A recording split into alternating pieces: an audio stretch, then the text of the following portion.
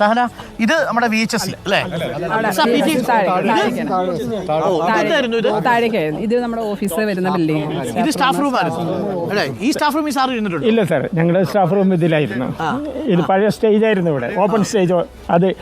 അത് പിന്നീട് പിന്നെ കെട്ടിടവും ഓഫീസും എല്ലാം കൂടി ഇങ്ങോട്ട് മാറ്റിയത്, ലൈബ്രറിയും മറ്റെല്ലാം ചേർന്നിട്ട്.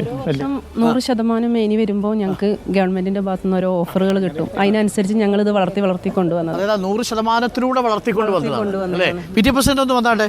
ഇത് കഷ്ടപ്പെട്ട് ഇത്രയും ലെവലിൽ എത്തിച്ചോ? പഴയ PT പ്രസിഡന്റ് ഇവിടെ ഉണ്ടല്ലേ? പഴയ PT പ്രസിഡന്റും പുതിയ PT പ്രസിഡന്റും മദർ PTയും ഒക്കെ കൂടി ചേർന്ന് കഷ്ടപ്പെട്ട് കൊണ്ടുവന്ന കെട്ടിടമാണ്. പക്ഷെ ഇനി ഇവിടെ സാധ്യമല്ല. ഈ സ്ഥലത്ത് സാധ്യമല്ല സാറേ. ഞങ്ങൾക്ക് ഇനി ഇവിടെ, അതായത് 300ഓളം കുടുംബങ്ങൾ ഇവിടെ ഉണ്ട്. ഈ ചൂരമല, നീലിക്കാപ്പ്, പുത്തുമല, കള്ളാടിയിൽ നിന്ന് വരുന്ന മക്കളാണ് ഇവിടെ ഉള്ളത്. 285ഓളം കുട്ടികൾ ഇനി ഇവിടെ ഉണ്ട്.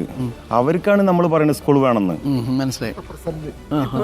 ഇത്രയും കുട്ടികൾ സർവൈവ് ചെയ്തൊരു ആളുകളുണ്ടല്ലോ, ഇപ്പൊ ഇവരുടെ പ്രശ്നം നമ്മൾ മനസ്സിലാക്കുന്നുണ്ട്. നമ്മൾ വ്യക്തമായിട്ട് ഏകദേശം ഇതിനെ കുറിച്ച് ആലോചിച്ചിട്ടുണ്ട്, എല്ലാ വാട്സപ്പ് ഗ്രൂപ്പുകളായി ചർച്ച ചെയ്തിട്ടുണ്ട്. സർവൈവ് ചെയ്യുന്ന ആളുകളുണ്ട്. അതായത് ഇപ്പം ഇവിടുന്ന് 12ാം വാർഡിന്റെ ചെറിയൊരു ഏരിയ ഇത്, അതിന്റെ സൈഡിലൂടെയാണ് പുഴ ഒലിച്ചു പോയത്.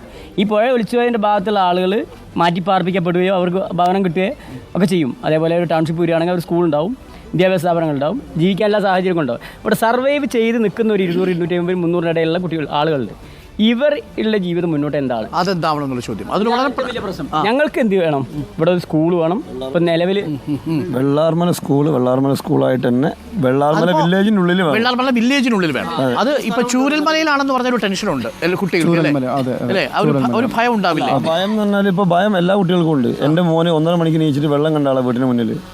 ഒരു കാലത്തും വെള്ളം അങ്ങനെയല്ല, ഒരു ഭീതിയുള്ള വെള്ളം കാണാത്ത മക്കൾ 1.5 മണിക്ക് നീക്കുമ്പോൾ വീട്ടിന് മുന്നിൽ വെള്ളം കണ്ടാളാ. പക്ഷെ മോൻ പറഞ്ഞു ഞാൻ ചൂരമല സ്കൂളിൽ പഠിക്കൂലെന്ന്. ഇവിടെ പഠിക്കൂലെന്നാണ് പറയുന്നത്.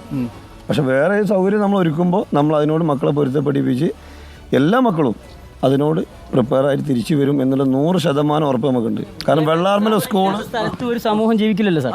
അങ്ങനെയല്ലേ?